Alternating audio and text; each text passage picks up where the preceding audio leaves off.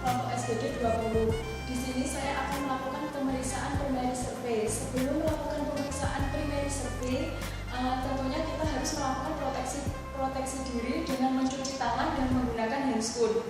Pemeriksaan primary survey merupakan deteksi cepat dan koreksi segera pada pasien yang dalam keadaan darurat dan mengancam jiwa. Primary survey itu sendiri terdiri dari airway, breathing, sirkulasi, disability, dan exposure. Yang pertama airway, yaitu jalan nafas.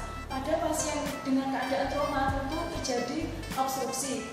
Di sini kita dapat mengetahui ada tidaknya obstruksi dengan melakukan pemeriksaan listen, yaitu mendengarkan suara nafas tambahan pada pasien, apakah ada suara snoring, gurgling, atau crowing. Pemeriksaan ini dilakukan dengan cara mendekatkan telinga pemeriksa kepada hidung dari pasien. Selanjutnya yaitu pemeriksaan loop. Pemeriksaan loop bertujuan untuk melihat adanya pergerakan otot-otot bantu pernafasan pada pasien.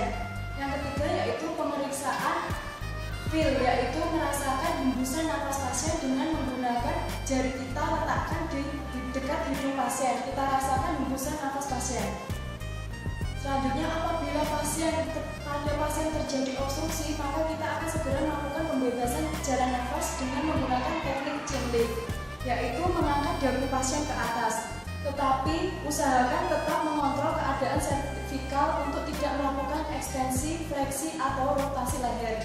Pada chin lift, kita juga dapat melakukan pemeriksaan breathing, yaitu loop dan feel, loop dan listen secara langsung, yaitu mendengarkan suara nafas dan melihat pergerakan otot-otot bantu pernapasan. Pada pemeriksaan breathing, kita juga melihat inspeksi dan palpasi keadaan trakea pasien, apakah ada deviasi atau tidak. Kita juga menginspeksi apakah dada pasien simetris atau tidak. Untuk selanjutnya yaitu auskultasi. Auskultasi digunakan atau bertujuan untuk melihat apakah ada udara yang masuk ke dalam paru-paru pasien.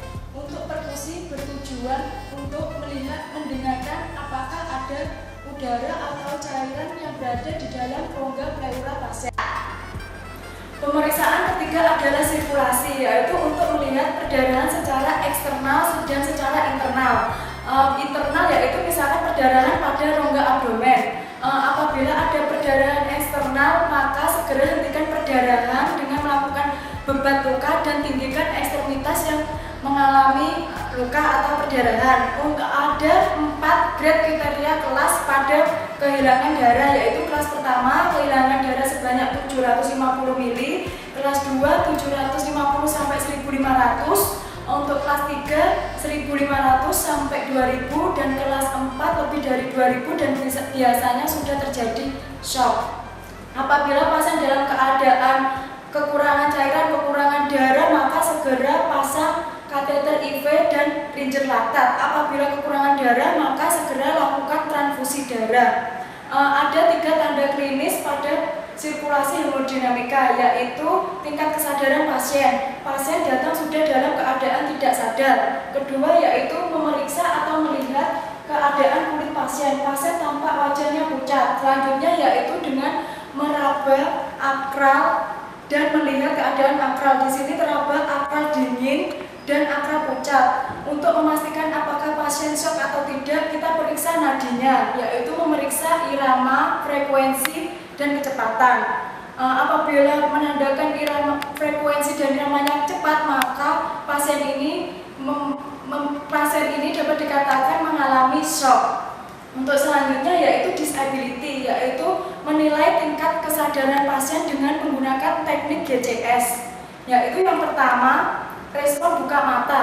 Apabila pasien respon spontan, maka kita beri nilai 4. Apabila pasien merespon dengan suara, kita beri nilai 3. Apabila pasien merespon dengan nyeri, maka kita beri nilai 2, dan tidak berespon kita beri nilai 1. Untuk gerak atau motorik, apabila pasien mengikuti perintah, kita beri nilai 6. Apabila pasien dapat melokalisir nyeri, maka kita beri nilai 5. Dan apabila pasien melakukan fleksi normal, maka kita beri nilai 4.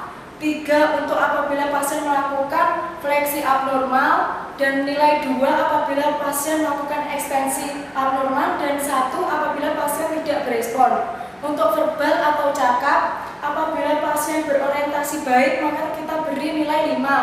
Apabila berbicara mengacau kita beri nilai 4.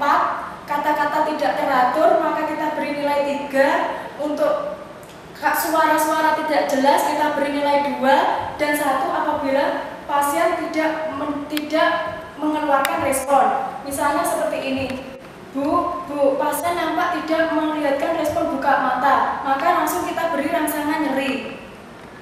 Pasien menunjukkan tanda membuka mata, berarti di sini kita beri nilai 2. Selanjutnya yaitu gerak. Pada gerak, Bu, mana yang sakit? Tampak pasien tidak menjawab, maka segera kita lakukan rangsangan nyeri. Pasien nampak melakukan fleksi normal, sehingga di sini kita dapat memberikan nilai poin 4. Untuk yang terakhir yaitu verbal atau cakap. Ibu kenapa? Di sini pasien hanya dapat mengucapkan kalimat aduh. Berarti di sini kita beri pasien nilai 3. Selanjutnya yaitu kita total dari keseluruhan GCS maka totalnya adalah 9. Selanjutnya yang terakhir yaitu exposure. Exposure digunakan untuk melihat apakah ada jejas atau lebam pada tubuh pasien dengan membuka seluruh pakaian pada pasien, tetapi tetap melindungi pasien dengan selimut agar tidak terjadi hipotermi. Demikianlah pemeriksaan primary survey.